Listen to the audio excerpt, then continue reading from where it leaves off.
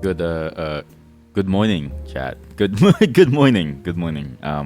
Hello. One, you'll hear that my voice is kind of different again because I slightly tuned it down because I kept hearing the weird like tinge from my mic, which is like it's not the noise floor, it's just the fact that like I overclocked my computer and so it's going at like a million miles per hour. And so I tuned it down because I figured you know what'd be nice is not having your ears explode because the thing is going at like a million miles per hour. Again, this fan on my computer, I don't know why I have to go at max speed, but if I don't, everything crashes. And I'm pretty sure it's because of the heat. With too much heat, the entire thing dies. So it's very important to be careful. Sorry, I'm so gassy. To be very, very careful about how much fan speed I have. It's unfortunate because there's a lot of background noise, but it also means that we can play some games without lagging. Did you know, for instance, I nearly doubled my FPS in Dragon's Dogma. Nearly. It's not exactly double, but it's close. It's very close. And I think I did a good job of it too, because listen, Dragon's Dogma 2 is surprisingly hard to run. I actually didn't realize how hard it was for many people. But looking at the reports, yeah, everybody has a problem with it. This is not an indication that we're going to be playing Dragon's Dogma today. A little fun fact that I found about game optimization. Today, there's actually not much to talk about. Not many things have happened. Well, there's a couple things that happened. Some sad things, some happy things. But there's also things that I caught up on. Did you know that like there were like ducks staying at like a media thing that like happened? I only saw the memes recently because I've had my Twitter open for like a while and I've never really bothered going through posts. And then recently I really understood how to like go through Twitter. And I've been sort of going through Twitter to sort of like look at things. And Twitter will sometimes show me things from a couple days ago, and I'm like, oh, this is weird. But it showed me a bunch of memes about like a duck staring at like a meteor, like a bunch of ducks. I wonder if I can actually find the like clip. Wait, duck meteor. Why is the first link a XQC reacts to duck seeing meteor in Portugal? The second link is Vinny duck news. What is this? Where is it? No, that's and then the fourth link is His Majesty duck meteor. What is this? The best view of the recent meteor in Portugal. That has to be fake. Chat, was the meteor actually that huge? Like it was like a giant blue meteor? Was that actually like real? Wait. Where duck meteor? How come YouTube search is awful that way? Duck meteor Twitch. How do you see like the actual clip? Meteor duck. Media duck? Oh my god. Okay, that was a not safe for work. Okay, that's amazing. The clickbait is real. This is a not safe for work artist drawing their stuff. That's an amazing clickbait. Wow, that's a giant anime ass. Okay, let's not show that one. How do you actually get to the point? Where do you find the clip of these ducks? Did somebody copyright strike the like duck? Are the ducks staring at the media copyrighted? At the meteor, sorry, not at the meteor, not at the meteor. Is it copyrighted? There's no way somebody copyrighted ducks staring at a meteor, right? Like that. Okay, here we go. Oh yeah, I found one. Yes. Yeah, just like look at these ducks here. They just stare at it, and they don't know what to do. They're just like dumbfounded. What do you think a duck like thinks about, right? Here, just watch. These ducks were streaming on Twitch. Okay, just stop talking. Okay, well, bring back my music. Oh my god, it's a goddamn... Okay, look here. What do you think they think about, right? From the duck's perspective, within like, say like, I don't know, 2 seconds, it went from nighttime, this was like basically darkness. All of a sudden, it's like midday, they stop, they look, and then it's nighttime. What do you think went through their heads? Do they... Shut up! What do you think that they like, you know, thought that a day had passed in like a blink of an eye? Do ducks have a sense of time? Is what I actually really wonder. Because if they have a sense of time, then for them it's like, holy moly, like what happened? All of a sudden, like the sun went out, and then it was like morning till like night. But if ducks don't have a sense of time, then for them they're now 1 day older. And every time that it happens, does it bother them? Like this is a way to test if aging is a real concern, right? Because if you go to space, you don't age, or you age in reverse, or you age slower compared to somebody in like on the Earth, right? If you flash like a flashlight at like a duck over and over and over, such that it fills the entire room, and then you do it enough times, Do you think the duck just like dies of like a mental old age thing? I mean, before it dies of the flashbanging, but that's what I'm assuming. I didn't realize that it was that blue, actually. Huh. But yeah, that's pretty crazy to like hear about. And I can't believe that I missed it too. I really enjoy media news because it's always like a fun little thing to hear about. And I also enjoy it if it's in my city or close to where I live, because then it's like I can go and pick up like a meteor rock. Which, did you know that it's also kind of like illegal too, and also like you will probably get cancer by doing it? Apparently, like you're not supposed to touch meteors because they carry a lot of radioactive material. So you're not really supposed to like bother going towards them because it's gonna be bad for you. But I feel like there's a fascination with the being able to pick up pieces of the thing that gave humanity its an uneven playing field on the earth. The thing that took out our largest predator, the dinosaur. And actually, I actually do wonder. I've always thought of this too. If dinosaurs were still alive, right? Wouldn't we just eat all of them? Like we at some point we would probably just eat them all. I don't think we would lose against them, right? I'm pretty sure we would win against every single dinosaur out there. Speaking about an animal, today is also a sad day. You may recognize, is this a copyright-free image? Own work. Own work? What does that mean? What does it mean own work? Source, own work. Own work? It's a public domain. Wow. Thank you, Mr. Random Person. You may recognize this dog. Or you may not. I don't know. It's kind of hard to tell because this dog is the look of this dog in this photo is actually completely different from how they usually look in the meme, but oh well, let's use the word club. Where's the word club there? Wait. This dog has a long legacy on the internet. This dog is precious. This is Kabusu, a Shiba who got famous as being the face of the dog meme. In fact, if you zoom into the dog's face and you like rotate it and you stretch it a little, it actually does look just like the meme. And for some reason, this dog became famous, and it was the best time ever. This dog has unfortunately passed away. I only found that out recently. The poor thing passed away 2 days ago. It was old, but it wasn't like, because of anything bad. This was an old dog. It was 18 years old. Again, most dogs live till like 15, 16, 15, 14, maybe even like 12 or 13. So they have like a 16-year-old dog that's like that famous. And it seems like they had a great time, right? It's fascinating to see their history and their story and stuff. It's very, very cute, but they've passed away. May their memory live on. In fact, I think I think the best way to remember them is still, in a very strange twist of fate, is that you can remember them by playing Smite, and I don't know if I enjoy that very much. And I hope that she actually got the proceeds for that, because I would feel weird knowing that Smite is profiting off of her like dog. But you know what I mean? Do you think does she get Dogecoin? Like, okay, so the people who like make memes, right? They make memes out of these real things, right? And it's like this dog had like an owner, and apparently this dog was adopted by a kindergarten teacher when her puppy mill was shut down, which is like, it's crazy. And I also can't believe that it's a puppy mill is like still like a real thing. It seems kind of crazy.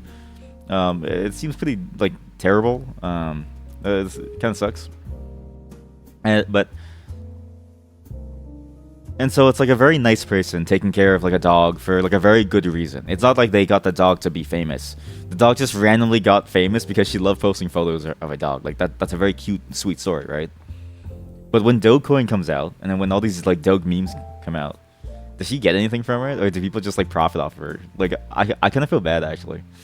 It's like it's a funny meme. Well, it's not funny. I don't know if it's funny. I actually don't know if it's funny.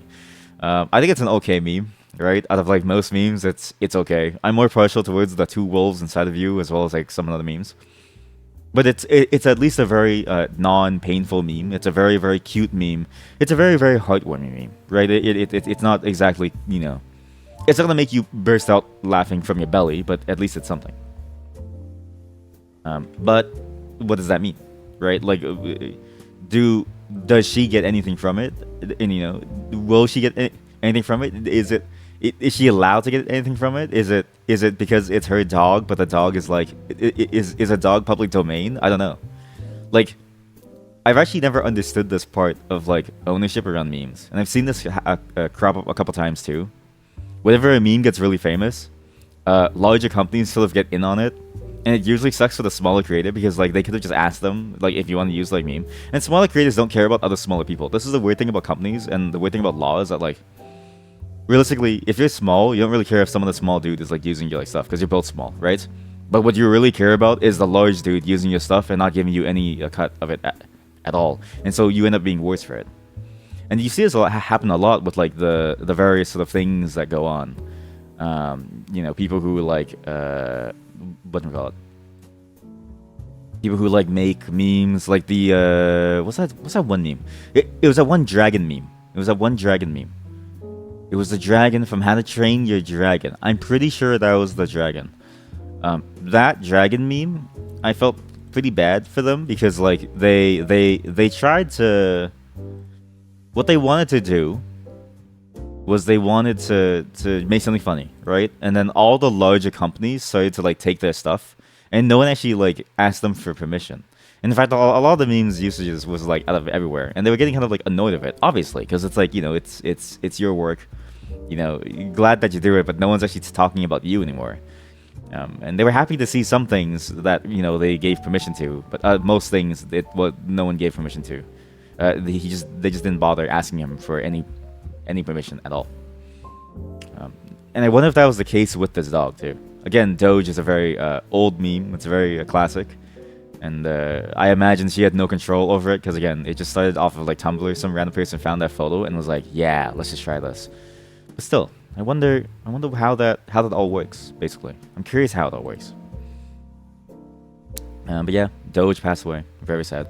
Hopefully she got like a lot of Dogecoin or something when it was huge, and hopefully she was able to sell it when it was huge, and hopefully she got, I don't know, she got like at the very least I hope they got some joy from it because that dog was a very large part of many people's lives. It's a bit weird how like many memes are a large part of people's lives. Like there's a lot of really famous memes that just kind of continue on forever, but even some of them just like stop continuing. Like just the dog meme eventually stops at some point, and it's like, oh man, like it's such a good meme, it just stops. Yeah. There's not much else to talk about today. We have a shorter day as well today because I started later. Sorry, had some things to do in the morning. A lot of business stuff. It's pretty annoying. We have about 5 hours today. So what's on the docket for today? Today I'm gonna show you a song, okay, by another artist that I really enjoy. Then what we're going to be doing is we're gonna be playing some games. Okay, we're gonna be finishing off a Crow Country because I refuse to have another game that is just left there without any sort of you know, resolution. I refuse to do that again, right? Then what we need to do, or what I want to do, is that I want to start playing some other games too, because I was gonna play Endless Ocean Lunas today. My bad. I forgot to bring the Switch deck home, so we don't get to play that today. That's next week now. We're gonna be playing some old MMOs that I've been saving for another segment, but I couldn't find enough of them, so we're doing it today as well, if we have time. Some nostalgic MMOs that I'm surprised honestly it's still open. I mean the servers are still up. These things have been open for 20 years, and it's not a World of Warcraft. Like these are games that you're gonna be like, wait, this stuff still exists, and that has the weirdest collaborations I've ever seen in my entire life. This one old game has a collaboration with Moist Critical. Like I don't understand why. This thing is like, you know, like a million years old, but hey, it you know, it's a classic, and I guess everybody loves this like classic. But that's only if we have time.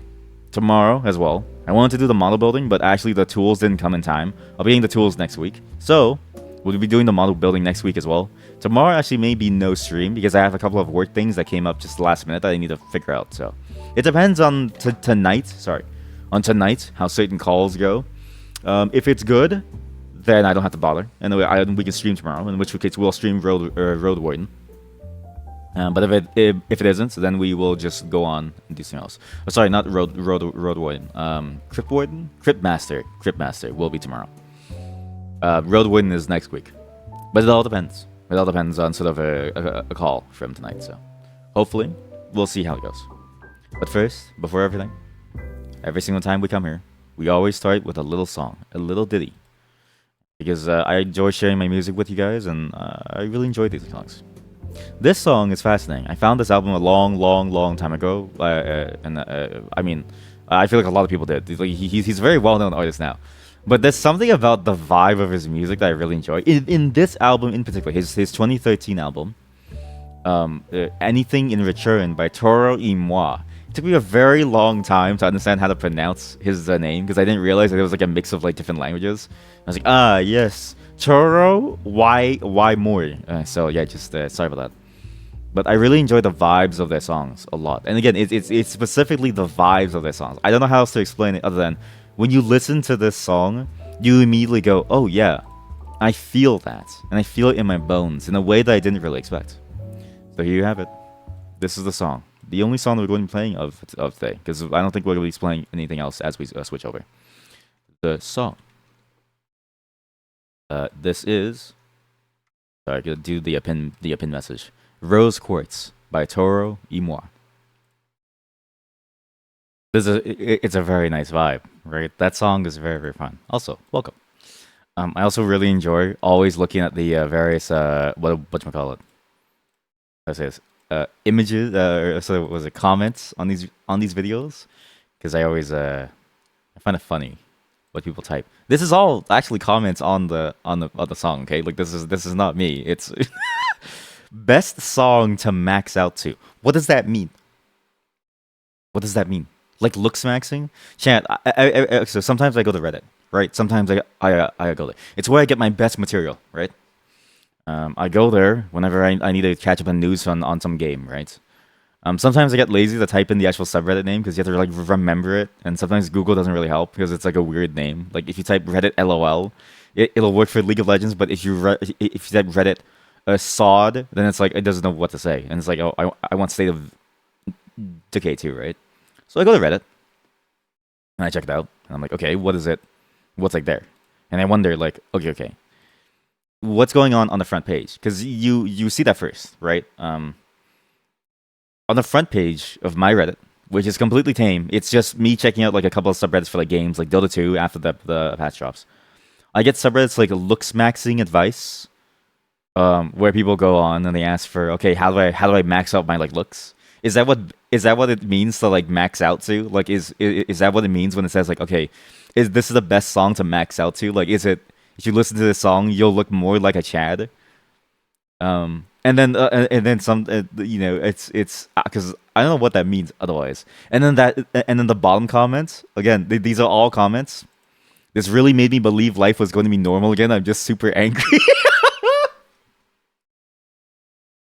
Like I feel like he's in pain, and I feel like he needs to like I feel like whoever wrote that needs to like. Hey man, like it's I feel your pain, but at the same time, like you gotta get some help, man. It's not. This is the YouTube comment section is not where you. It's not where you go for this. And then finally, someone talks about the music. It's like waiting for the dose to kick in. The abilities you take in when it finally breaks you down. You cheer in the corridor and realize you left the sober realm. Enjoy the ride and listen to the guide, which is a great ride. You still need to read the patch, also the previous one too. You know what? Let's do it together. Because I really want to show you guys just how wild this Dota 2 patch is. Let's do it together. Okay, before we start the games, let's read the Dota 2 patches.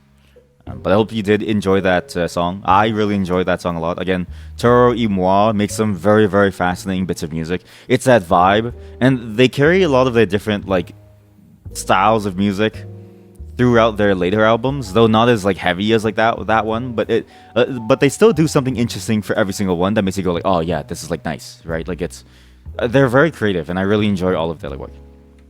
This is the Dota 2 patch note, and what's funny, by the way, if you do this, for some reason, if I Google Dota 2 patch notes, my first link is in Russian, and I don't know why. I don't know why. And yet it's so funny to me because it's like, yeah, like it's a very like Dota 2 is played I feel like more in Europe than it ever is in the West. I feel like in like the West it's like mostly League of Legends, and in like Europe it's like mostly Dota 2, at least like the eastern side. Even in like Asia it's like pretty much like Dota 2 or now League of Legends a lot more. But yeah, it was funny to me when it was like, oh, Dota 2 patch notes first link the Russian version of the patch notes. I was like, ah, yeah. Anyways, this is the yeah yeah right. It's just funny to me. It's like nice. This is the patch notes.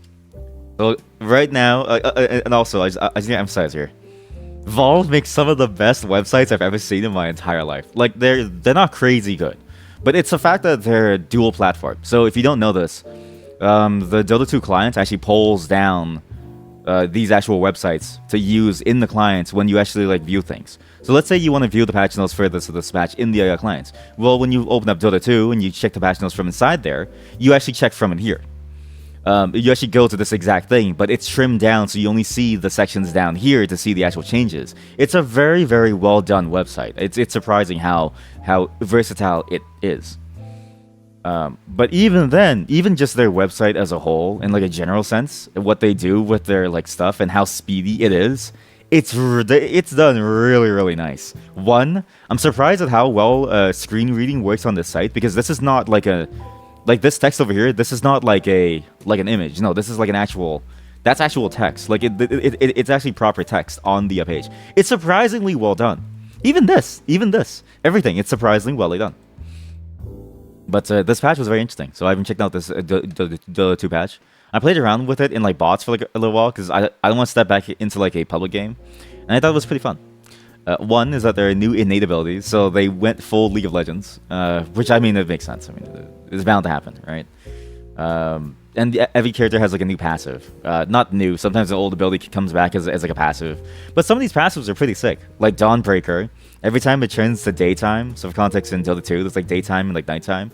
Every time it's daytime, she just reveals the entire map for like 4 seconds. Because she's Dawnbreaker. She's like the warrior of the sun. So it's like, oh, she just kind of... The sun rises, like the sun rises, and she's like, Invoker is ganking bot lane. It's like, okay, shit. It's like, what do you do, right? For 4 seconds, everyone just has to go back to their lanes and pretend like nothing's happening. Which is a very, very funny thing to like think about. There's also this idea of facets, which is also a very interesting change in the game. I didn't think they would go with this. You now get to choose between different playstyles for the hero that you play. So let's say you play Wraith King. You can either go for more of a skeleton build, like you summon more and you deal more damage. It feels like more of an early game to mid game build, or you can go for like an on-hit passive for like late game damage, where you're mainly just chopping people down. You know like zero about it. Don't worry, this is where we're going through it. Now, there's 2 parts to this patch notes, right? The first part is this doesn't matter. Well, this matters at like a high level play, but if you're like a pleb like me, right? If you're the hoi polloi of the Dota 2 scene, and you watch like IG play, and you sit from your armchair and you say, "Oh, they should have pushed high ground at like 5 minutes, right?" Then this section doesn't matter to you, right? Where's the water game? I'm sorry, you missed the announcement. I forgot to bring home the doc, so it's happening next week. You can go back to sleep now. Are you still jet lagged actually, or are you still like, is it still like kicking you in? But yeah, the water game is next week. Good night. Oh, you're good already? What? You guys are jet lagged for like 2 weeks? I feel like I get jet lagged for like weeks, and I'm like a zombie after a while. What the heck? All right. Well, it's good to know that you're fine. Not that it matters, by the way, because again, the mods here, being a mod here is just a joke. Like, you're just a mod here as like a for fun thing. There's actually, I expect nothing from my mods. The mods don't have to do anything. It's just a joke role that I give to like people. Pure chaos. Yeah, the water game is next week. We'll have the doc. Tomorrow is going to be Cryptmaster instead. If I can stream tomorrow, I'll let you guys know by tonight on Twitter or on the YouTube community page. And then next week we'll be finishing Road Warden as well, because we're about 20 days left in Road Warden. As well as the website will be updated by then too, with some logs on what we've been doing in Road Warden, so should be good. Bing. Anyways, welcome to the patch notes for Dota 2. Again, this is all the strategy stuff that only matters at a high level play, right? So strategy time is extended by 15 seconds. Again, if you're the hoi polloi, this doesn't matter to you. Glyph of Fortification, I don't even know if like low MMR players in this game know that the Glyph of Fortification even exists. I don't even know if they know that the fountain exists to like heal them. So like, I'm not kidding you. I played games on like a fresh account where I saw somebody like walk back to the shop to buy things, not even enter fountain, they're like half health and they walk away. And then they walk the lane and then they die. And they're like, oh man, I didn't buy a potion. It's like, dude, you just walk in the fountain and it heals you. So this stuff doesn't really matter, right? This all stuff kind of matters. You get some item changes and whatnot. You get like Roshan's banner. I don't know what this is. I've never seen it in my entire life, but I'm like 6 patches behind. So this to me doesn't really matter. And it's also small balance changes. Like something going from 550 gold to 650 gold. This is a nerf for a pro player.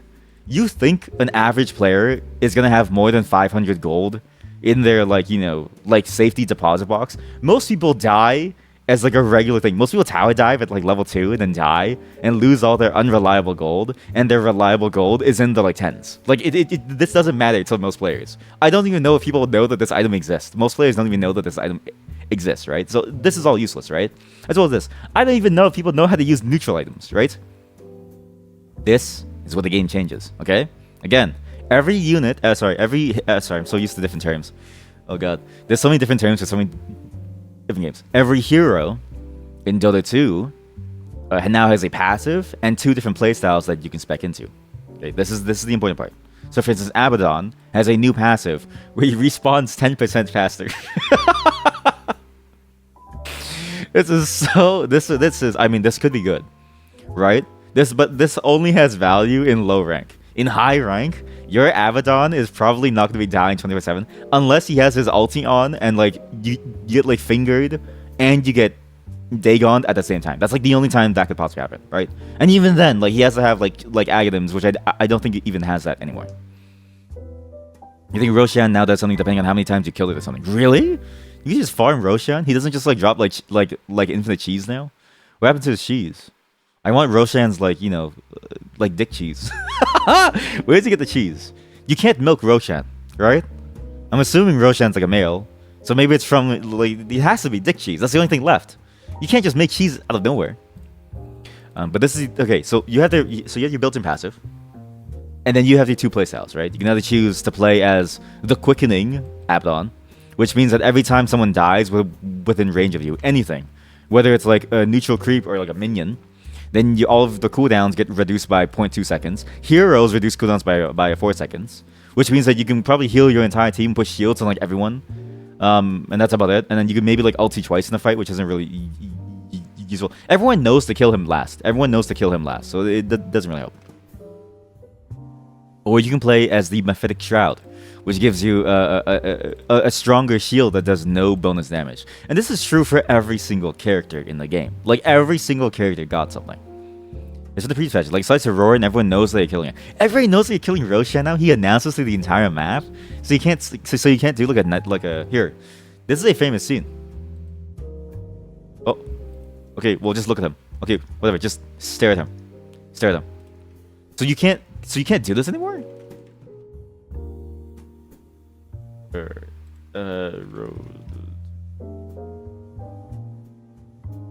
Gotta find the exact clip here.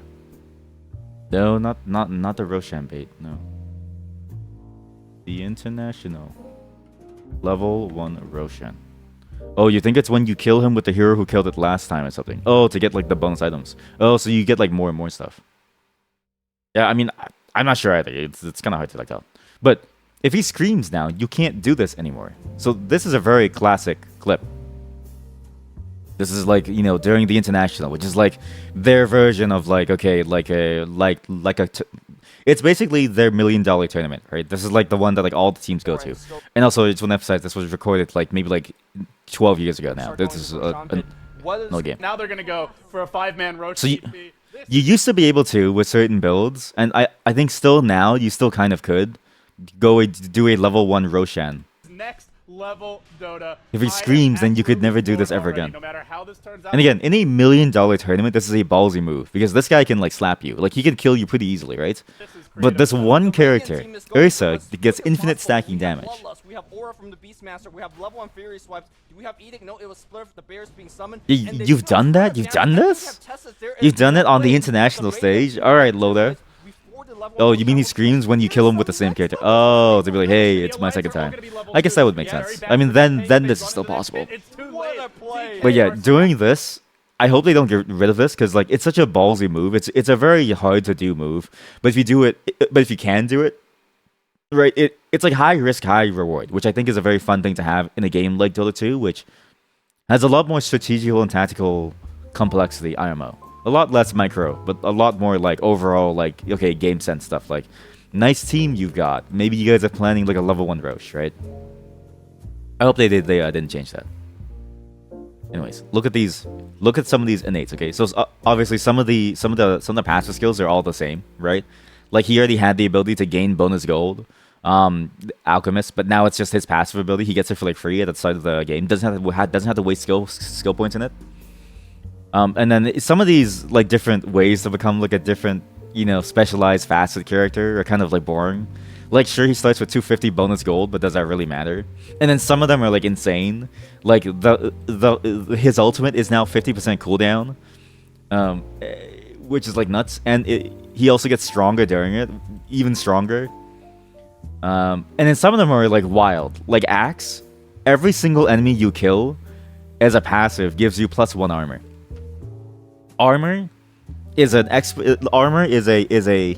it's not diminishing returns, because if you do the math, you technically get like EHP, like effective HP based on everything. But it scales so well that even like 5 kills is enough to like make you, a shit ton tankier than what you previously were, which is crazy. And then you can get bonus strength off that by going solo to like gank someone. It's amazing. He's actually like busted now. Then you go down even more, and some of these characters get some crazy stuff. Like Chen, he's a real hero now. Like he actually is fun to play now. You don't have to be like a 5-head micro machine to play him. You only need to be a 4-head one. So now he gets to summon as a default. That's just his normal skill. And he summons, and he doesn't have to convert like a monster. He just gets to summon a monster out of nowhere. And you choose from the beginning of the game which monster you want to summon, depending on your playstyle. And you still get to convert people. You still get to convert people. So you just get more people. You get more monsters. It's sick. It's actually a pretty cool patch overall. I really enjoy what they did with it. And you can see that some characters it was made for, like Dragon Knights. Dragon Knight gets to be a Frost Dragon, or a Corrosive Dragon, and a Fire Dragon. And then, which is really cool. And you get Enchantress, where every time she takes more than 250 damage, a Wisp appears to like heal her for 4 seconds. And it's like, I don't know if this is really good, but you know what I mean? And also her passive too. It's like whenever she gets a neutral element, she gets 1 no more. Like some of this stuff is like very, very weak. But it's a bit like talents in the game. How like at certain breakpoints of your levels, you get like a bonus skill points to put into like a game-changing like choice. But that when that started, a lot of characters got like very boring talents that didn't do anything. And then they eventually added some really cool stuff, like the silence move speed, which is now crit scoring damage. So I'm assuming this will get better and better over time. But it's going to be interesting to see how this goes. I've heard that this patch is very, very fun if you play it. But again, I don't want to step into the toxic wastelands of Dota 2. There used to be a way to put the Vicious buried so that Roshan couldn't kill them, but they could kill Roshan. Not many people knew about it, so no one checked it when you didn't have them on the map. Really? Oh, but then I guess you had to be level 6 to get the birds though, right? I remember he had to get the gargoyles at like 6. Well, actually, talk about Visage. I'm pretty sure he gets his birds by default now. Never mind. He only gets his cloak by default. Also, you saw some stats. You think Visage is very, very bad. Yeah, it's because of his yeah. I mean, again, like a lot of these different characters, some of them got like supremely nerfed, and some of them got like okay buffs, right? But Visage was one of the ones who got basically nothing from it. He basically just got his existing skill as a passive, and he in one of his facets makes his gargoyles uncontrollable. And so it's like I don't really know if it's worth it, but it at least requires a different playstyle. Some of these are really bad though, like Tinker. I've heard that Tinker is like down in the dumps because his playstyle is completely changed. He used to be able to reset the cooldown of items with his ultimate rearm. Now he only gets item cooldown reduction per 4 points of intelligence, up to 60%, which is like pretty bad. Because even at 60% cooldown reduction, even with stacking with the cooldown reduction item, which I forget the name of, you still maybe only get like 72% cooldown reduction on your items. And your rearm only resets your skills now. So you can't perma blink, you can't keep TPing across the entire map. Oh, so you don't have to control them. Yeah, exactly. It's easier because you don't have to control them, right? But and you're still able to do the gargoyle slam. But it also means that it's harder to keep them safe without having to remove you from the fight too. Because it used to be that you could keep them. And it's only if you choose that like facet, mind you. But like it's like a trade-off of like now you can't keep them safe without you having to remove yourself from the fight too. But it's easier to control if you're focused on other things. I feel like a lot of people were happy with this change. I mean, yeah, everyone hates Tinker. I hate Tinker too. I've never played with a Tinker. I've never played against a Tinker and then being like, wow, this is a great game, right? I've always played against a Tinker and then being like, how do they have 6 items when I have 2? And why are all of our lanes always pushed in towards us? Like, we can never push out. What's going on? And how come as soon as I step outside of my like a base, he blinks out of the trees and keeps me perma hexed? It always happens. He's very frustrating to play against because of that pattern. He needed a lot of mana to like do it, right? Like you needed a lot of mana to be able to like do it. But once you have 6 items, the mana cost isn't very bad, and all you have to do is go back to fountain to like heal. So it's at some point he kind of took over the game in a very annoying way. But again, I don't know how effective this change was to change his identity because I don't know if that was like a low elo thing or like a high elo thing. All I know is that his win rate is now like 38%, 32%. It's very low. So. But yeah, there's a lot of different changes for these characters. So some of them got demolished, some got really good to flavor, some are crazy. Like Tidehunter, you can choose a facet where he just gets like infinite scaling damage reduction, which is crazy. Terrorblade, which gets even like more damage on his illusions, which is nuts. Like it's crazy. Techies, which is probably the best late game carry in the game. I'm not even kidding you. I think a Techie's late game is probably one of the best late game carries, probably just theoretically. It's even compared to a Medusa, because he can use items and benefit from backpack items as if it's in their inventory.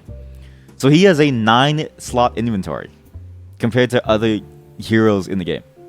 He can have 9 active items. This guy can build crit and build wave clear and build defensive items. Like you might, like honestly, if a game goes long enough, right? I can imagine the techies being pulled out in a tournament, and then just imagine you try to like gank techies, right? And you think, oh, he's building full damage. All he has is like a bunch of items. He has like Daedalus. He has like a divine rapier. Like he has no defense, right? And then you check his backpack slots, and he's got 3 tank items. He has a Heart of Tarrasque in there. He's got like a got like an Assault Cuirass. He has like Shiva's Guard, and you're like, dude, I can't kill this guy. He has Hood. He has 9 items. This is possible. He has 6 damage items and 3 other items. 9, yeah, 9. He still has backpack with those. So it's still a backpack. He just gets to also use the backpack. Like he's the only person who gets to use the like backpack. So any buffs to your backpack slots also buff him, which is crazy. You can also decide to go with the facet. I really want to see someone pull this out. Is you go with the facet of you get more attack range per attack speed, because max attack speed is 500, right? I think his base attack range is 550. Yeah. So if you get like max attack speed on him, you have 1,000 attack range. I'm pretty sure that's more than Sniper. Where's Sniper? Sniper. Increases Sniper's attack range by 400 at max level. What's your base attack range, buddy? His base attack range is 550, okay? At max attack speed, techies can have more attack range than a Sniper. So imagine, right? You think you're safe. And so you think like, okay, like there's no way, right? Like the enemy team drafts Techie, so you think he's just throwing mines everywhere. So you think, okay, well, if I just carried like a gem, I'm like fine, right? And then you see projectiles coming from like a tree, and you're like, what the hell's going on? Like I can't see this guy, but he's auto attacking me from off my screen. You scroll down, it's a Techies, and you're like, and you think to yourself, wait, but they didn't draft a Sniper. No, it's Techies. Techies has more attack range than a Sniper now. It's like what? Oh, you thought maybe there's 3 additional backpack slots? No, yeah, it's just the same backpack. So whatever backpack he like has, it's just 9 now. Which is, I mean, again, either build is crazy. I'm pretty sure Techies is gonna be like the best carry in the game once people realize that he's kind of stupid. Because again, Juggernaut is really good as a carry, not just because he does a lot of damage, but because he's surprisingly very, very tanky. You can get him very, very tanky, and he does a decent amount of damage. It's very hard to actually kill him. Same with the PA, Phantom Assassin, right? But techies can literally out-tank them by just having 3 more slots. Like, it's crazy the amount of advantage that just having 3 more items can possibly give you. And I really want to see somebody pull this out at like a high-level like game. Like a fully high-level game. And just build this guy like a 9-item core carry. I just want to see it happen. It's a bit like Lone Druid, except, you know, it's not 6 split across 2 different things. Like, you just get the same benefit on on a ranged character. In fact, Lone Druid even got strong too, actually, if I recall. Lone Druid can now also buff. Like, he can now instead cast True Form if you do it. Like, you can now spec between playing as Lone Druid or playing with your bear. And if you spec with playing with your bear, it gets disgustingly strong. 50% cooldown reduction on its root. Reduce base attack time by 0.1 seconds, which if you... Every 100 points of attack speed, that's like, you know, it's basically at like 10% more effective or something. It's crazy. It increases its armor by like 12. Like, it's so many different cool things in this patch. Again, there's losers and there's winners. Lion is a huge winner. Apparently somebody tried this. Because there's a way, because like, okay, Lion, when he casts Finger of like Death, he becomes melee with a cleave attack. And every single stack that he had from Finger of Death increases his melee cleave attack. And then also, he gets the stacks as long as he auto-attacks them. So it's like he just becomes like a melee champion for like a while. Which is sick for 20 seconds. But he's like a monster. Somebody tried this. It's actually pretty good in like low elo games if you get enough stacks. You can just blink on somebody, finger them, and just slap them to like death. It's pretty sick. You also have Vengeful Spirit, VS. Not VS Code. She now has a ranged melee attack, which is very odd. I don't know how to say this. Basically, she can choose to have a ranged melee attack, and even more attack speed. So you can build Battle Fury on her now. And it works. It's so stupid. There's a lot of like weird interactions in this patch. And somebody's gonna break something. 100% someone's gonna break something. Like, people have already broken the gyrocopter. You can get like infinite attack speed on like gyrocopter. So at some point you can get like 10,000 movement speed, which is stupid. Venomancer's like wards, because of was it Legion Commander's new ultimate like spec. You can now give your wards bonus damage for as long as they like live, as long as they win the like duel. There's a whole bunch of like weird bugs, but like boy oh boy, this patch like this patch looks like it's a lot of fun, and because you get to choose, and because like people, you can barely kind of tell people's choices, you can kind of go all kinds of crazy builds, right? Again, it feels like very very interesting the way that they've done this. Again, there's not too many. There's quite a few losers too. A lot of people got some boring things too, like Invoker. Got like a worse version of what he used to be, but a lot of these are really cool. They change how you're allowed to play the game, and I think it's good for the game, right? Just in general, it's good for like longevity. You give more options to the players. It's more fun at like a lower level, and then at a high level, you just tweak certain numbers and you're good. Especially in like the market, I think, I imagine League of Legends must be eating a lot of the market share. But even then, I feel like both games are just dropping out of popularity in general, because it's like, why would you play either of them when you could be playing, you know, anything else?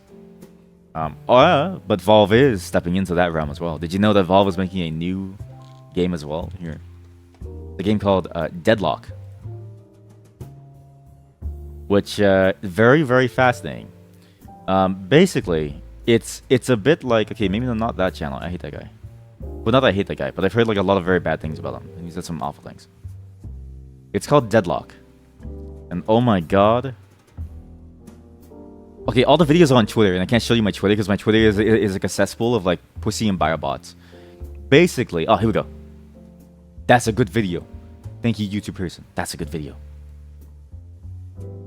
Deadlock is an Overwatch. They're making their own Overwatch. So Valve, in their great plan, I love how Valve always does this. They avoid the number 3 by making something new, and it's always funny to like see. And it's actually pretty cool too. I think it's gonna be a banger game. IMO. There's not that many characters, and I think people were just like, they saw scenes where there was no action, and so they thought it would be boring, right? But I'm like, of course, a scene with no action that's in like a beta test that's like them testing out the systems and just showing off certain things in like a training mode is going to be boring, right? In a real game, that's when you actually see the fun of a game. And I saw a montage of this game that I can't show you because it's on Twitter. And my god, did it make the game? It actually made the game look really, really fun. Again, it's more of a third-person style of Overwatch 2. And there's another competitor to it coming out too. There's a Marvel version as well. So there's like a Marvel Heroes version of Overwatch 2 that's also third-person. But I think this is going to be kind of a banger when it does come out. Obviously, again, since it's still in development, no one really knows when. But I kind of can't wait for it. And honestly, I really enjoy the look of it, and I really enjoy what that they're just experimenting. At least, that they're trying to experiment with like something new. There's even different kinds of characters too, which is actually nice. There's like melee characters, range characters. It's a surprisingly diverse cast of characters and like playstyles. Just again, if you don't like hero shooters, this is probably not your thing. But I enjoy them as like a fun arcade thing. So, and at least Valve does make a very good arcade shooter experience.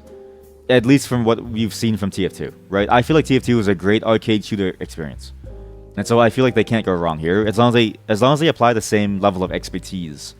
Which they might not, but let's see how it goes. But yeah, this game just leaked out of nowhere, and it leaked a lot actually. I'm pretty sure a bunch of NDAs were going crazy. There's like over there are dozens, if not hundreds, of leaked videos of this game. There's a lot of leaked videos of it. And I imagine they must be annoyed on some level, but like, man, it's doing a good job of making people know about it and like want to play it. IMO. And honestly, some of these abilities look cool too. The jump pad is obvious, but then you roll an explosive barrel. You like lasso people to carry them around. There's like, there's a lot of like moves as well.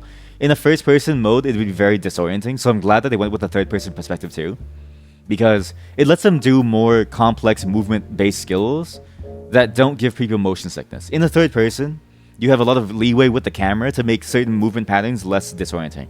Like if you want to drag people away, right?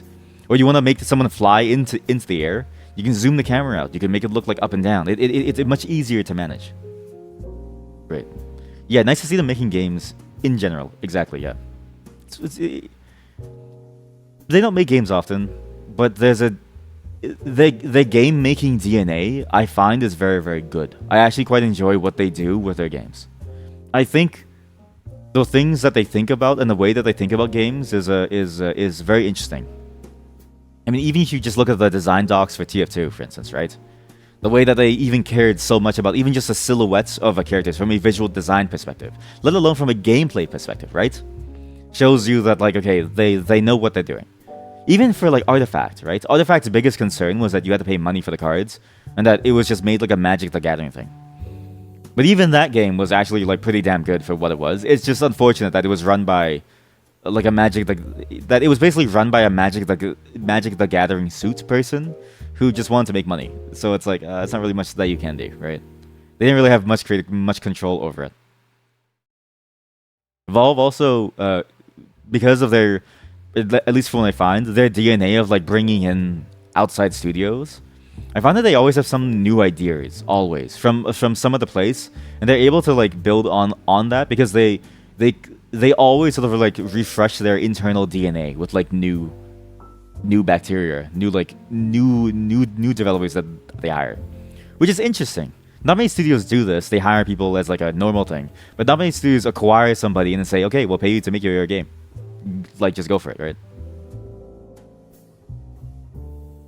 Third person is more similar to how you actually see and feel the world IRL than first person you feel like. First person can be claustrophobic. I can see that being the case. I wouldn't necessarily agree because like I feel like just from perspective alone is like correct. But you're correct in that the way that the camera moves and the way that the camera is like adjusted feels better, and that's why it feels more first person like, because our eyes aren't actually like perfect. Like if you move really fast, your eyes actually do some weird things to your visual field of view to like make it reasonable. You can't do that in a first person game without just blacking out like someone's screen, right?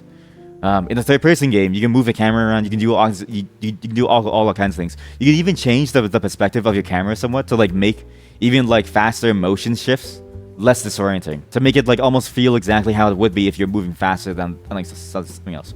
So I do agree in that regard. But I have seen games that do first-person cameras very, very well, that make you really feel like you're in there, and that do very complex camera transformations. I just feel like you just can't do it for movement stuff, because you also don't feel the G-forces. So the movement stuff will always feel disorienting. Like, if it's a forced movement on like you, for instance, right? And you don't have any control over it, in real life, we would feel it. And so we know exactly which direction we're like going, right? Because of gravity. But in a game, you can't feel anything. You can only see it. But if you move too fast, you have to rely on easily identifiable landmarks around you to know what direction you're like going. I feel like it's just harder to like do in that kind of case. Like, if not impossible. So I do agree in like some sense. But IMO, just from my opinion, I do feel like I'm much more in tune with like a first-person view. I feel like it's like more realistic if it's done well. The only time it's ever failed for me is forced movement, which in Dishonored, for instance, the like blink, that was a very disorienting move, because the reorientation period after you blinked was like annoying for me. And I enjoyed actually Dishonored 2's version when you played as the daughter with her like whip hand. I found that movement pattern to be a lot easier to comprehend, even if it was harder to like use. Because it's like I can see very clearly from point A to point B. Versus the blink, it was like I went there, but like now I'm here. Like I gotta like you need a moment. Your eyes are actually like 180, and you can easily move them and the neck. Yeah, exactly. So it's like the third-person camera is like nice because of that.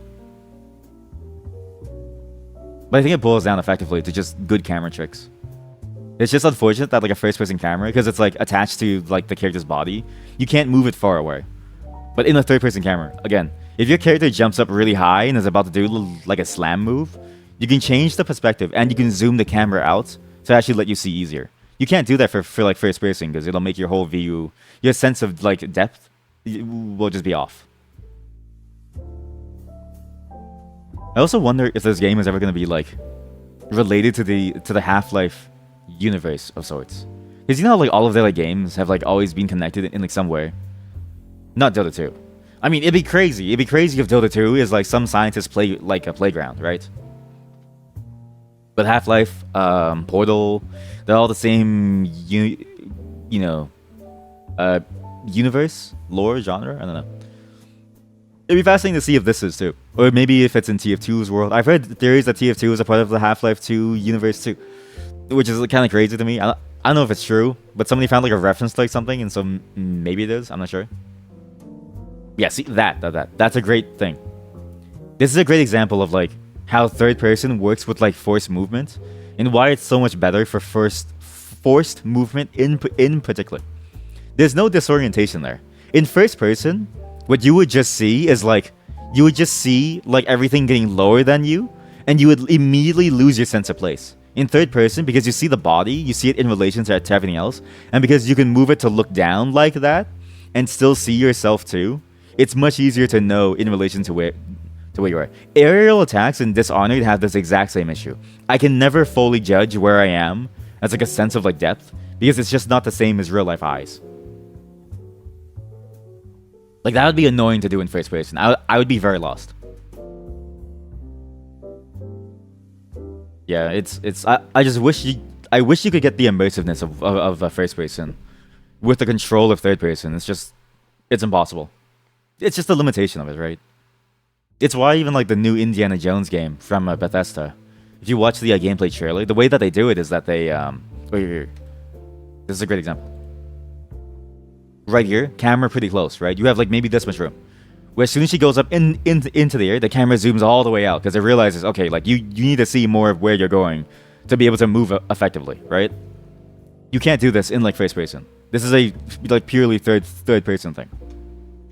The new Indiana Jones game takes the same viewpoint, but it's primarily a first person game, and it only cuts to third person when you need to do certain forced movements, which I really enjoy. Even for climbing in that game.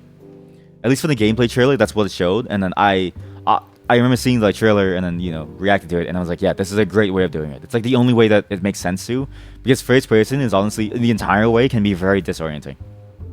It's why I wish more games were more flexible in their viewpoints, and more games had the ability for you to change your viewpoint as it needed to accommodate whatever purpose. He was a lot better. But yeah, I'm actually very interested in this game. It honestly looks very, very fun. There's just something about it. And the character designs look very fascinating too. Reminds me a lot of like old school like mob boss movies almost. It's like they took the aesthetic of like the mafia back in like, you know, back in the prohibition era, but also added like a new modern twist. It's almost like you're going back in time. All this technology. And then you have a samurai with an assault rifle. And then you have an actual samurai. It's like, okay, I feel like it's like a whole different era now. But hey, I've said this before and I'll say it again. Swords are cool. And if you have the opportunity to make a cool samurai character in your game, you absolutely should. Because why wouldn't you? Why wouldn't you want to make a samurai character? That is good. It's a very interesting game because like it feels like there's a lot of things going on. There's a lot of different mechanics. It feels like it feels like a similar level of creativity with like say Dota 2, but not as much as like what it is now. But in terms of like the flexibility of like hero skills, and I like that. There's also a shop for some reason, and like upgrades which were shown. No one's ever shown that in any of these leaks yet. What are all these recommendations? What is this shit? What is this new Valve game massive leak? The score, lava versus lasers. Don't watch these. Everyone roasting Pam for 10 minutes straight. The Office. Why is this here? But yeah, I'm curious how they go with the game. Valve has been kind of on a roll lately, and I'm very surprised at that. Again, I thought they were done after the Steam Deck as well as Half-Life Alyx. I thought they wouldn't like have time and space to do anymore. And then they show that like no wait, like they're still a game studio. Sure, they may have Steam, and sure Steam makes them billions of dollars. And sure, I'm pretty sure like lifetime sales of Half-Life 2 were maybe like only 1% of that. But they're still at their heart a game developer. Gabe Newell started Evolve because he saw that games were the next big thing. He played Doom. I'm not even kidding you, this is the actual founding story. Gabe Newell played Doom. He worked at Microsoft, played Doom, and said, alright, software, like Office software, garbage, alright? The new wave is everyone's gonna be playing games. We have to play games now, alright? Goes on to make Half-Life, rest is history. I don't even know if the guy wants to do Steam. I think he just happened to stumble upon it. And so he like tapped into his Microsoft energy to like be like, oh yeah, well, I guess I have to. And then he makes like money. But in his heart, he's like, I can't wait to make Half-Life 2.5. But he's like, he just has to figure it out. It's just a slow process, just a very slow process. But yeah, that's enough about talking about games, okay? But do check out these like games and stuff. Hopefully, with Deadlock releases, we'll be able to play it too. I wonder how that's gonna go. I'm curious if it'll be free to play. That'll be a future stream if it ever does come out. People speculate it's still like a year out. Obviously, I mean, but it seems mostly done. But it all depends on how well the beta goes. I'm assuming. Yeah, but I can't wait. But we talk about games too much. We've seen the weird square thing from what's his name? Time Walker, Doctor Strange too many times. Time to move on to playing some games. They're also doing like neural interfaces and stuff, right? I actually don't know about that. I actually have no clue. All I was aware of was that the Steam Deck and then the rumored VR Steam Deckard is like their main focus. But I don't know about like a neural interface. I do know that a lot of their focus has been on VR stuff, though. It's strange. A lot of the stuff has been on hardware stuff. Not strange, but like they recently partnered, or they've been partnered with this company that like made the Valve Index wireless, which I've been wanting to buy, but it's still in beta, and that it's probably gonna cost like $2,000 for like a small little attachment. But I can't wait for that, for instance, because boy oh boy, the one thing I hate about my Valve Index are the wires. They want to bring a Sword Art on the line. Honestly, I would play Evolve.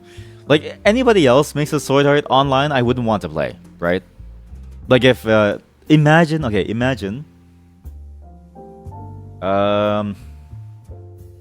EA says that they've made a new, like, hub for you to play Sword Art online, right? And you're in the middle of playing it. And then they're like, oops, sorry, we had a bug in the back end. You lose your game licenses. But you can't log out, because the log out button requires you to subscribe. But you can't subscribe because the game no longer exists in your store. And so you're locked in the game forever. And then you starve to like that. because that actually happened. Not the whole sort of online thing, but they actually like took away people's game licenses, right? I love every single game company out there. I would love to play a Sword Art Online if it was made by Valve. I think I would trust Gabe Newell, right, with my life. Not as like a meme thing or as like gamers love Gabe Newell. I'm a gamer and therefore I love Gabe Newell. No, I just I feel like they're like the least shitty company to like do it. The least shitty, mind you, not the best, not a good company, just the least egregious out of all of them. Like Ubisoft, if Ubisoft made a Sword Art Online, right? Every city would look the same. You would have the same land like objectives, right? And the map would be way too huge. Like it would take you like 5 years to go visit your friends by just walking across. Like think about that, right? EA's case would be you lose access, or if you want to wake up from the dream, you have to pay $5, right? Like, and you get stuck inside there. Valve is the only one where it's like, all right, just have Steam on your computer.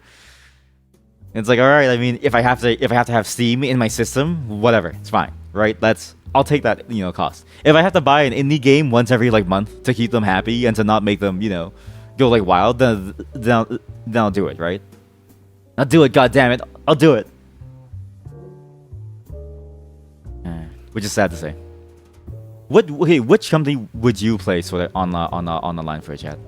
Like imagine you were playing it for Perfect World or for Tencent. If Tencent made an online like Sword Art on the line, I don't think I would play it ever.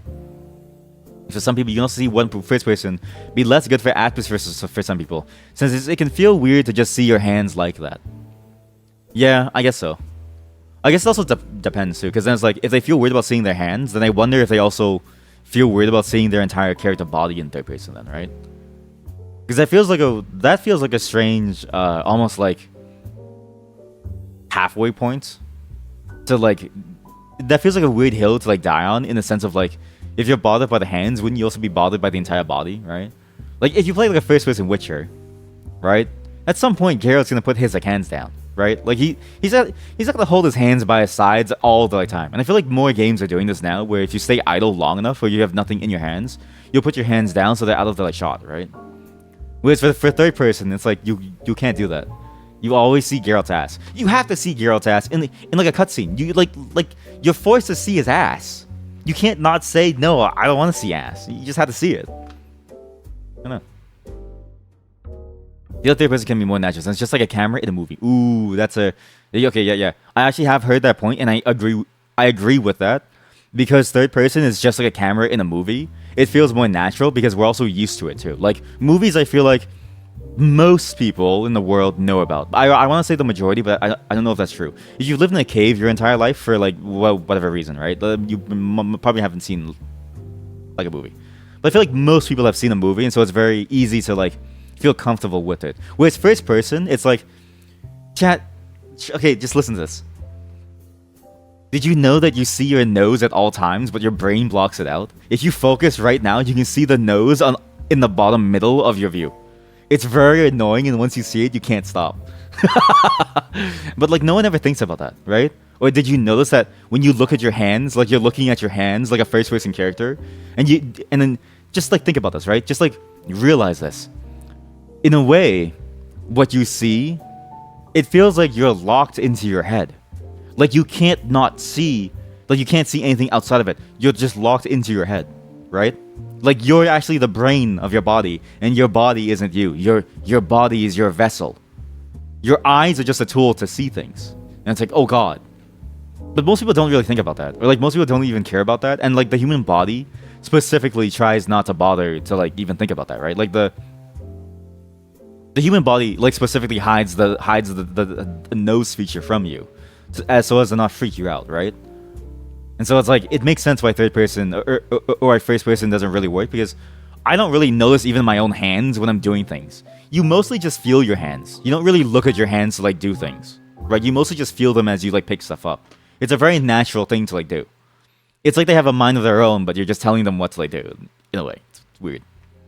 That's why first person, I can definitely see that being like a very unnatural or very strange feeling perspective to like see things in.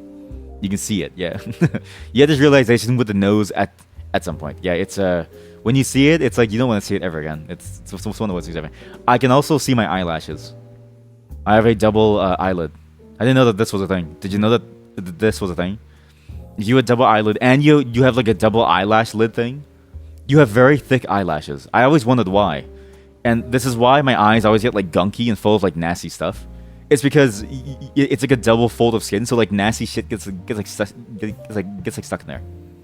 But because of the extra eyelashes, I see them constantly, and when the light hits it just perfectly, I get blinded, because the light diffuses on my very shiny eyelashes, and then it causes a sun ray. It actually causes like an RL God ray to go like into my eyes. It's so annoying.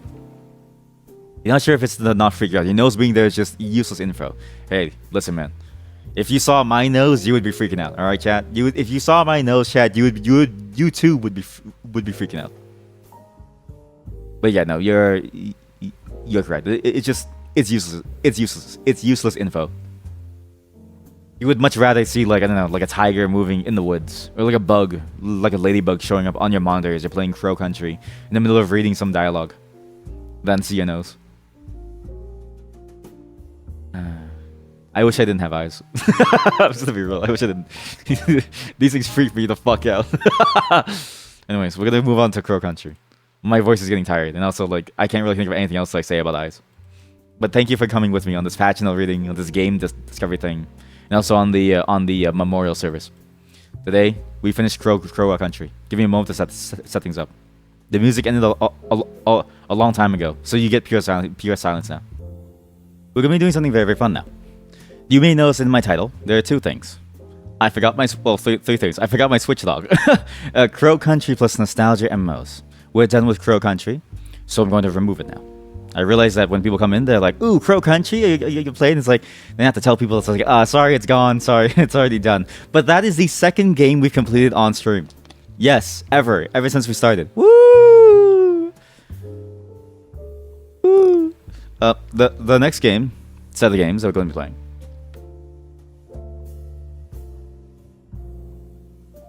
I didn't mean to dramatically pause, I just need water.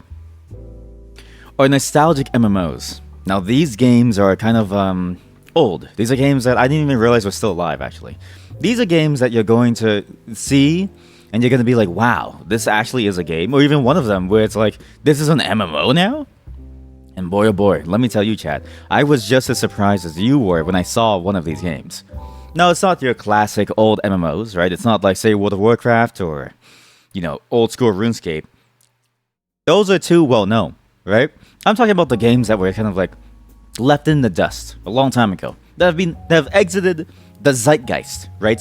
Nobody actually remembers them anymore, and yet still they hold a place near and dear to most of our hearts. That's right, chat. We're going to be playing some very strange ones today. 3 of them actually, because I realized we actually play one on the browser. I forgot about that one, and I forgot that it was on my list. It's why I've got a list now. To complement this, I've got the MMO like gamer setup. I've got Coca-Cola in a bottle. I've got 2 beef patties, beautiful, delicious, Jamaican beef patties. I have to emphasize that because I mean, a lot of places have a beef patty, but the Jamaican ones specifically are the ones that I have.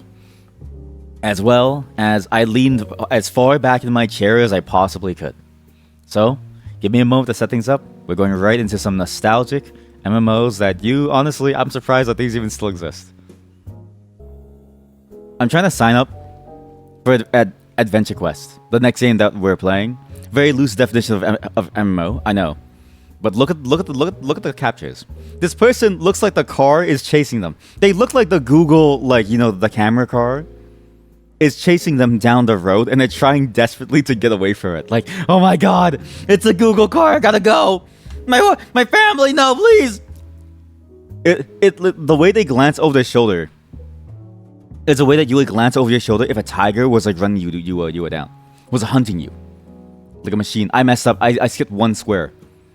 Okay, let's do some motorcycles. All right. I always find these funny because like, does this really tell you that I'm a human? I can't really tell. Too bad you're an AI. I guess I gotta play something else. I messed up, chat. Okay, I messed up. Okay, chat, what would you consider a crosswalk, okay? I'm telling you right now, this middle image right here, that was Southeast Asia. And I didn't mean to click on it, but it's too late. In Southeast Asia, no matter where you are, it's all just a giant crosswalk. You can cross the road no matter where you stand, okay?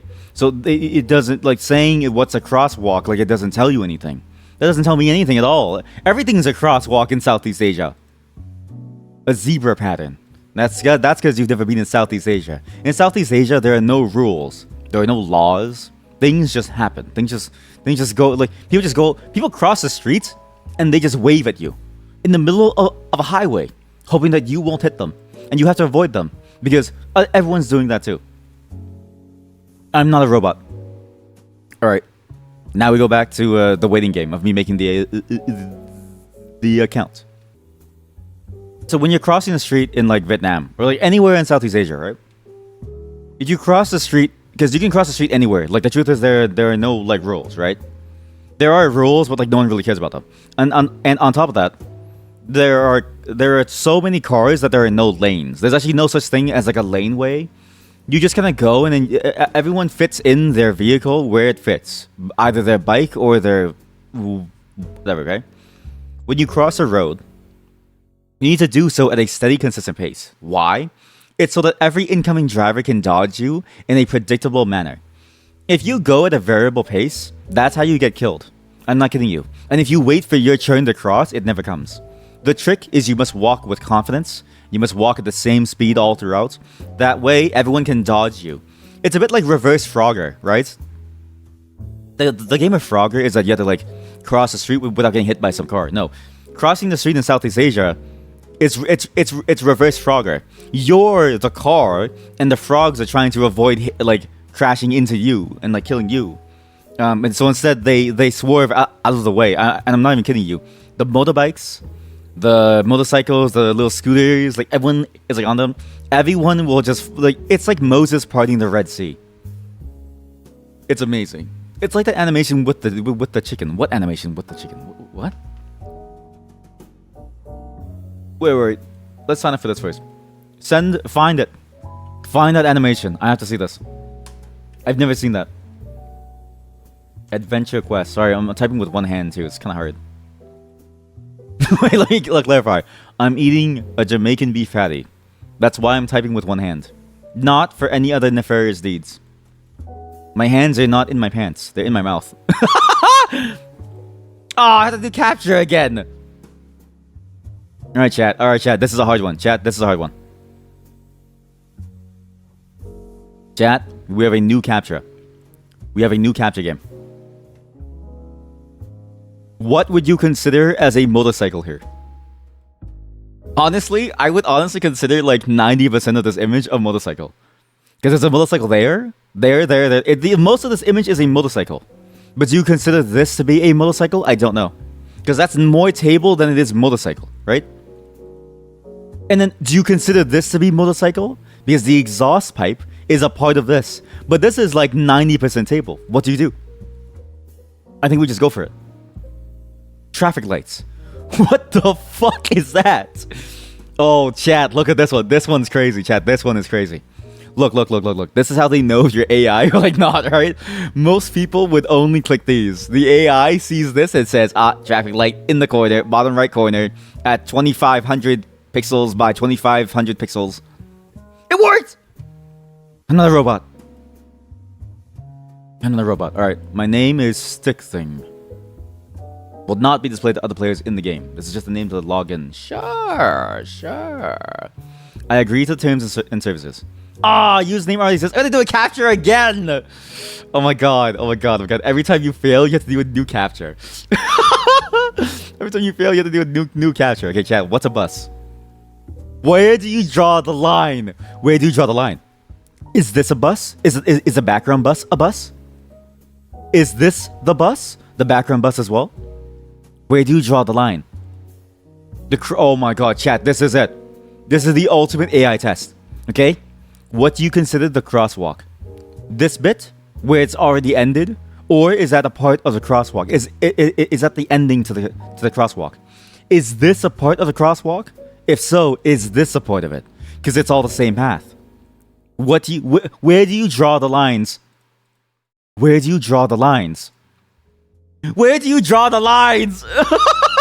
Chad, it's gotten easier and easier, and it's gotten easier and easier and easier and easier. I think they realize I'm stupid. They think I'm stupid, so they make it easier. Where do you draw the lines? Is it this bike too? Is it how many motorcycles? Where do you draw the lines? Is it the shadow? Is it the bottom segment of the wheel? Is it the kickstand? Do you consider the kickstand a part of the entire experience? Where do you draw the line? Everything hurts. Everything hurts. My brain hurts. Everything hurts. I just want to sign up for an account. Why is it so hard? We try again. Where do you draw the lines? I want to get through the capture. I'm not AI. I'm a human being, please. What is going on? Chat. This person, why are they hiding?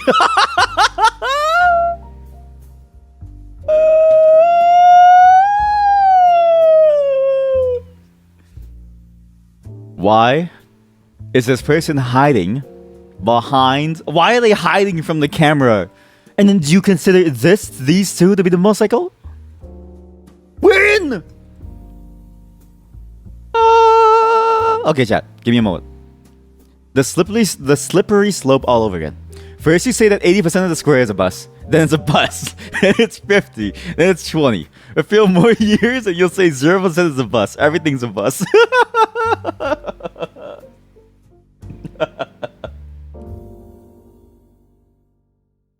I'm pretty sure you've just described like regression training for like, you know, AIs. Oh thank God, the distortion is gone. Yeah, I'm sorry about that. But it was very important to the theme of it. Okay, I have it. I'll set up. Give me a moment to finish my beef patty. I'll only take 2 minutes. We'll go right into the next game. Take this moment to go pee. Preferably not in a sink. Just pee anywhere else but to that. Grab a snack and kick on in. Because these last two MMOs are part of a... This is a 2-for-1 package right here. Baby.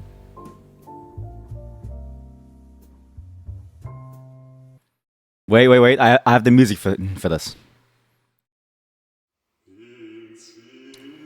Speak to me, child. What have you done? When I vaunted onto the shower, I tried on Michi's chatting VOD, even though Stick was still performing the stream. For a gaming stream without the visual context, can be not as fun and easy to follow. And I also coveted to not spoil the game too much. You have sinned. You've sinned far beyond what I could have ever expected from you. You've sinned more than I could have ever thought a person could ever do. Or at least those were the excuses you repeated to yourself while you were about to destroy your commitment to the twink religion once and forever. Pray tell. First, worry not, child, for the Lord will forgive all of your sins. 2, I am not a twink, for I am a bear.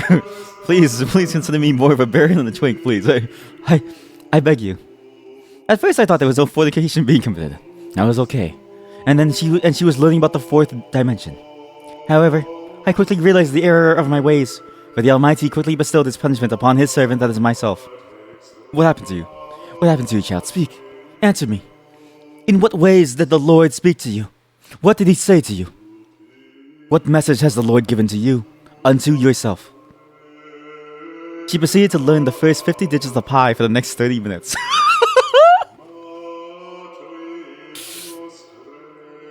I know exactly what you're talking about. I saw the clips. I know exactly the hell that you've been through, chat. Child, I understand. I'm sorry, Father.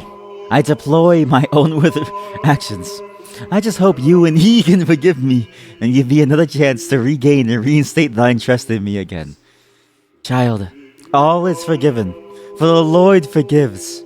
For the streamer is merciful, is loving.